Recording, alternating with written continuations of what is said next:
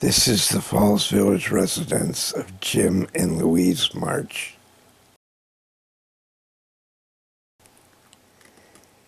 And here it was 150 years ago when the railroad owned it as part of Lime Rock Station.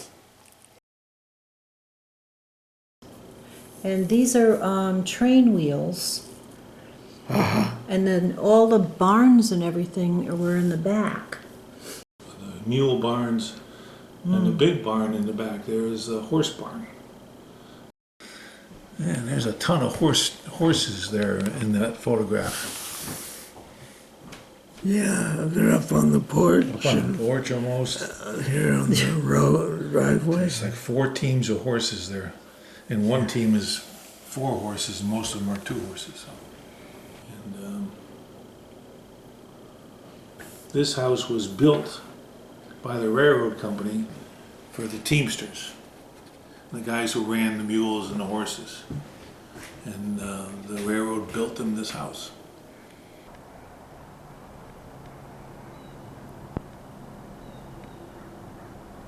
And because every room in this house had some major destruction. We had holes in all the ceilings, holes in the walls. All these rounds you see in here, on the rounded things, they were all collapsed, all broken. Wow. So it was a lot. Every room, when we first got here, I said I could do 1 room a year. And after 12 years, we got most of it done. Then I took a few years off. Jim remodeled every room in the house all by himself, except for the kitchen. Here's Louise in the kitchen before it was remodeled. What are we doing? So this is the kitchen, redone 20 years ago, 22 years ago. And 22 years ago. it was quite a project. And if we walk this way, we're going to go in the dining room.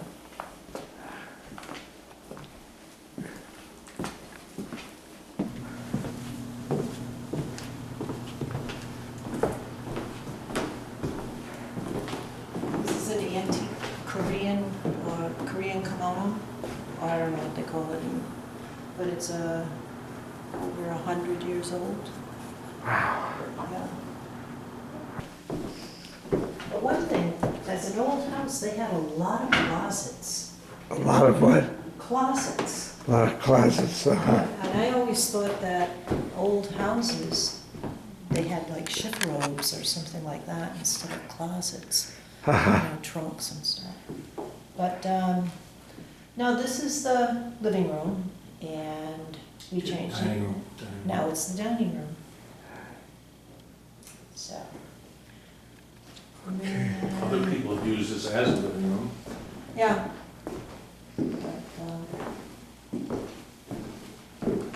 And here's I'm going to show you this too. This mirror, the mirror was different wood, but the mirror itself was from the Waldorf Astoria when they redid it. This is like one of the original, and it's a poured mirror. And then we just had bought molding and put it up, but it took a lot of people. It's on a hinge, like it swings out. So Used to be a fireplace used to be there. yeah, and behind that is the chimney, which we don't use. Well, yeah, when we first got here, we were burning wood in this room behind that mirror. And I had a potbelly, bigger than a potbelly stove out here. And for the first 3 years, I burned wood in that stove. It was the only way we heated this house. And we burned close to 13 cord of wood in one winter. Because there was no insulation in these walls back in the old. The house was built 1872. 1872. 1872.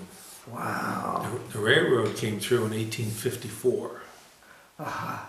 So we figured sometime after the railroad was going through here, the railroad ticket counter, or the station, Lime Rock Station, was right across the street alongside the tracks. And south of the station house, or the ticket booth house, there was a long docking area, I guess you would call it. It's all Platform. Platform, yes, platform. All the stones are there for the supports, but the wood is long since gone. And they used to load the railroad cars on that side, on the east side of the railroad tracks.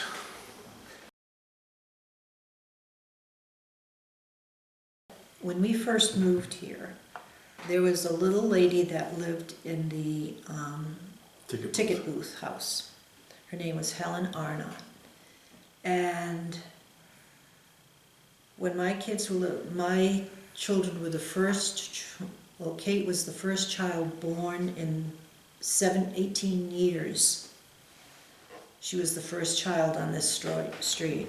So all the elderly ladies loved to stop by and sit on the little porch, and then I would take the carriage down and walk Kate down to see them. And I would just sit and have a cup of tea, and they would just, you know, who's fighting over who's going to hold the baby. Yeah, here. But, Babysitters. yeah, built-in babysitters, and they were just, you know, Helen died when she was 100. 106. 106. She had actually, yes, She lived in here too. yes, a lot of people lived in this house. I'll think of their names in a minute, but Helen lived in the little house when it was the ticket booth for the Lime Rock Station, when it was there. And she and her husband had it moved down the street. Down the street. I don't know why they had it moved down the street, but they did.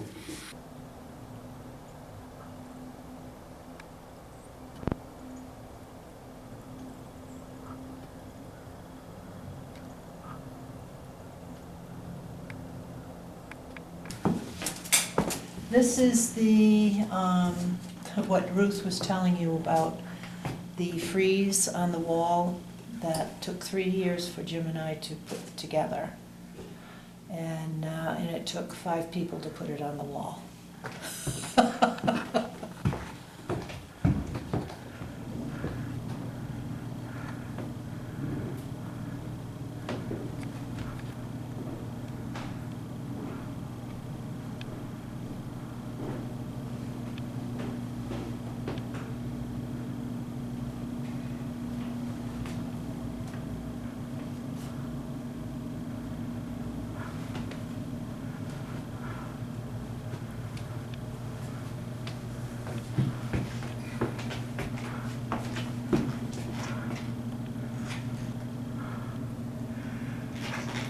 Did you folks make this? No, frieze? a woman I worked with, lived in Westchester. And this was in the conservatory over doors.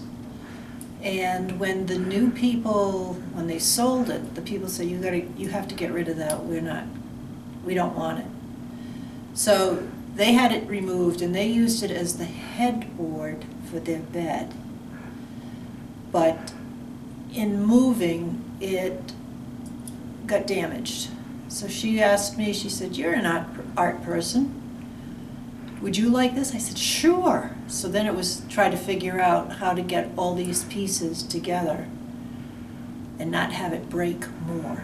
But we had a friend with a pickup, big pickup, and very carefully drove home from, where was it, Kent? New Milford. New Milford.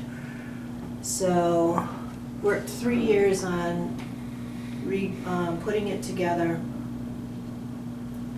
you know, fixing it up. But it was amazing because the hands, the feet, even the faces looked like they had masks or socks on or mittens. You couldn't see any fingers or anything like that. Wow, it's like Roman? Yeah, they're Amazonian warriors.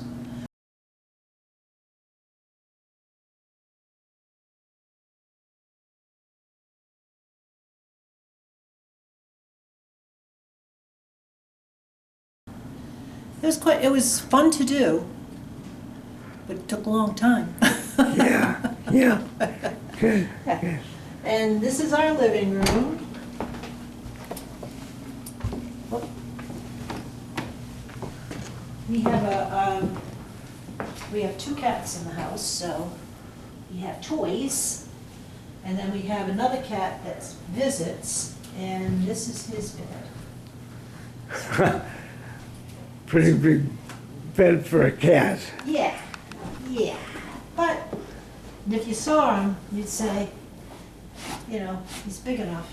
He's a big boy. But we usually don't have a TV here. But this is, you know, my artwork on the wall over there. This is It's copper, copper. yeah. Copper, brass, and then we just have different metals in the middle there.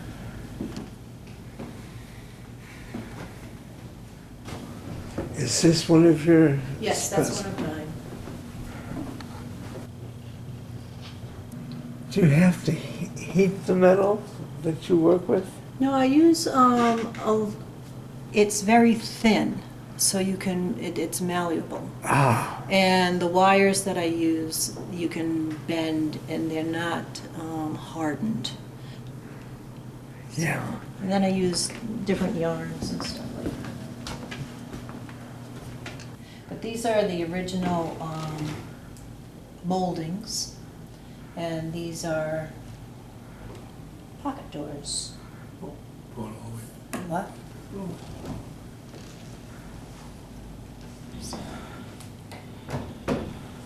That's far enough. Just open on the other side. There. So it was a great house to have kids in because the floors were not finished. So they could ride their their tricycles in here, they could rollerblade, they could roller skate. And it was free reign. And this is the library. And a lot of the art in here is from my parents, from my childhood home. And as I said, we did have more screens to cover up a multitude of sins. What a pretty color of the doors this side. Yep. This is the library. Yeah. And then all my book, I like to cook, so I have a lot of cookbooks.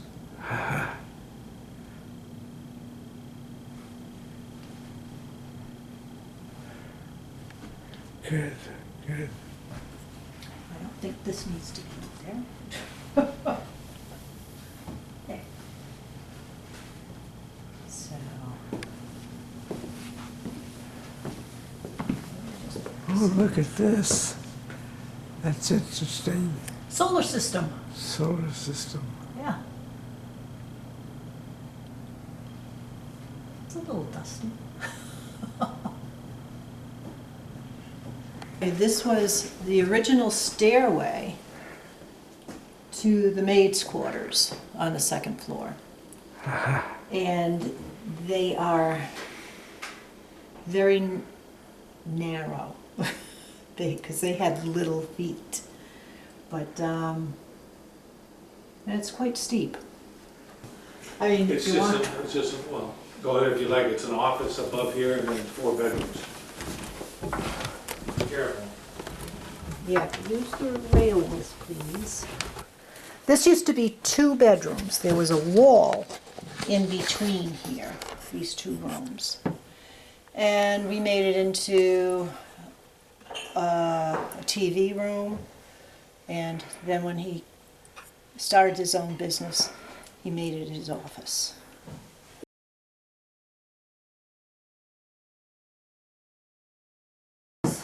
the laundry room. And then Yeah. this was a bedroom that we changed into a larger bathroom because the bathroom there was jerry-rigged for the longest time.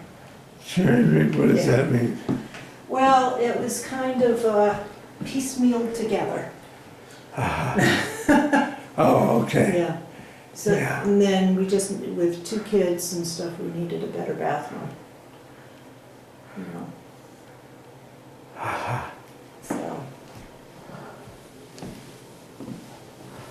And this is a solid cherry banister.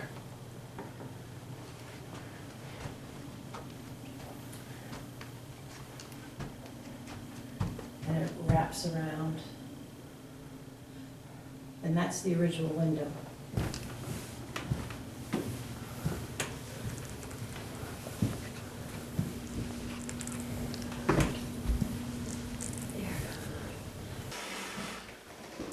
Were you both born and raised around here? I was born in Rhode Island. Rhode Island? Yeah. That's pretty close. Yeah. What part of Rhode Island? Born in South Providence, and then we moved to Cranston. Graduated from Cranston East, and, you know, just, I worked. I took classes at different schools. Art classes? Yeah. Uh-huh. And then I went to Providence College. And I went there because they finally got girls into the program. And I could go to school because I had uncles that were priests, you know, and studied in Italy 2 times, studied sculpture, What time? Pietrasanta. Where? Pietrasanta. It's near, the closest big city is Pisa. It's at the base of the Apon Alps. Oh, so you spent quite a bit of time in Italy. Yeah. Uh-huh.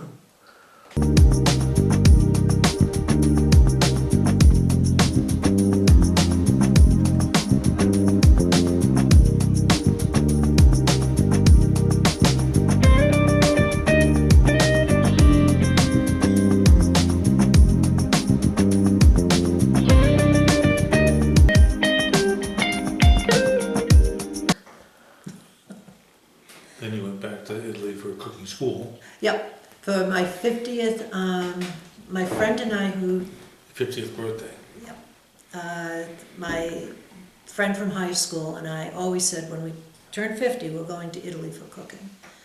So we did.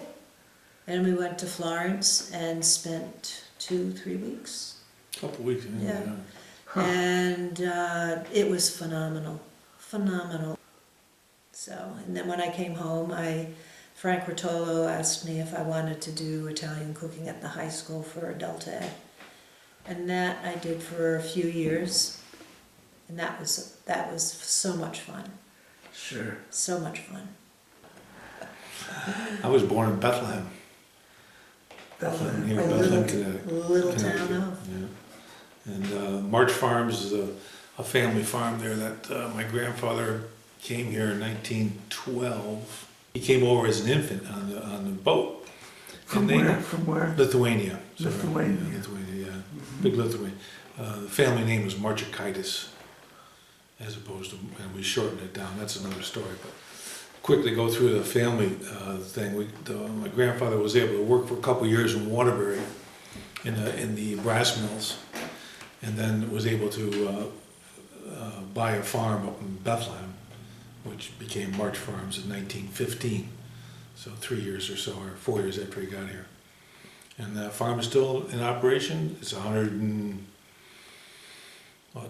8 years old now. My brother runs it, who's 7 years older than I am. And his children help run it now. And it's still a very active farm. Everybody knows March Farms in Litchfield County. So They grow vegetables? Mostly apples, peaches, sweet corn. They have a farm stand. They do grow vegetables and that kind of stuff. Blueberries. So it's pick your own apples now and blueberries. When I was growing up, it wasn't pick your own. You harvested the whole crop, and then you sat around at night grading the apples and shipping them out wholesale. So we went to Watertown High School from Bethlehem, because we didn't go to Woodbury at that time. Kids from Bethlehem went to Watertown. From Watertown High School, I went to Providence College. Didn't have a good idea really what I wanted to do yet, so I took humanities, which is a liberal arts type of education. Met Louise, and decided that I didn't know if I wanted to work in the business world, because I was working in a machine shop when I was at college. And I was a pattern maker for this machine shop. I didn't have any formal education in it, but I worked there for 2.5 years or something like that. And decided I didn't want to go to the business world, so I came back and worked for my brother at the farm, Marsh Farms, for 3 years. We got married during that time, and after the 3rd year, I was like, I'm the youngest of the whole family, so I'm never going to make a lot of decisions on the farm. So my older brother was in charge, so I said, well, I think I'm going to go out on my own. So I left the farm in January, and I was offered a job up here at Ellsworth Hill Farm in Sharon in March. So I took the job.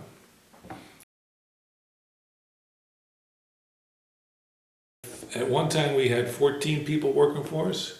I had 2 trucks on the road every other day, and we pressed 60,000 gallons of cider in a year. Wow, that's a lot of cider. A lot of cider. Yeah. We moved a lot of apples. We hauled a lot of apples out of New York State just to make cider. We'd buy the apples over there and bring them back to make cider with. My husband's making apple hard cider, so, Oh, yeah. There, lady, come on, quilt. what's this plastic sheet here for? Well, when that stuff is really bubbling very voraciously, it spits out a little, mist sometimes, and it'll get over things. Over the course of time, I learned my lesson. I had to wash that wall a couple of different times. When you first start, it'll foam right up out of those bubblers and just all over the ground. So it's now come down to it's a gentle bubble for the next month. So, What got you started? I used to work at the Ellsworth Hill Farm in Sharon. Oh, I ran that farm for 18 years. right. Yeah. So you start with the apples. Right. 1970. We moved here in 1978, and I started working up there in April 1st of 1978, and we moved into this house in June, the end of June '78.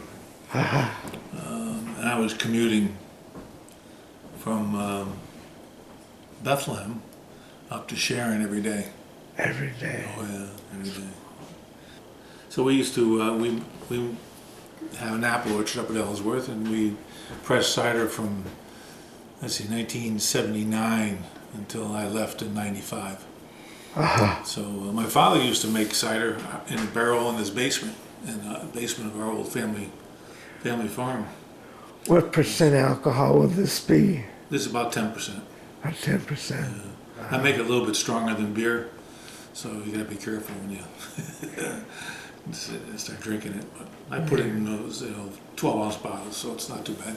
Yeah. I used to make it pretty strong at 12 to 14% alcohol, and that was more like a wine then. Then you really couldn't. You had to be very careful that you don't get hammered.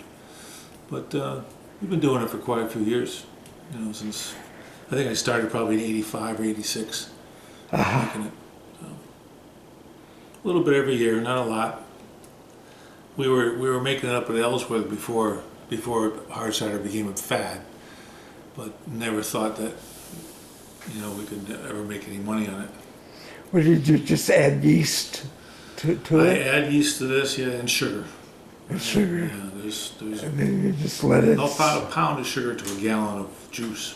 That's a lot of sugar. It's a lot of sugar. Yeah. And to get your alcohol content up, because sweet cider is not, it's 12%, and if you ferment out 12%, you're gonna get 5.5% alcohol.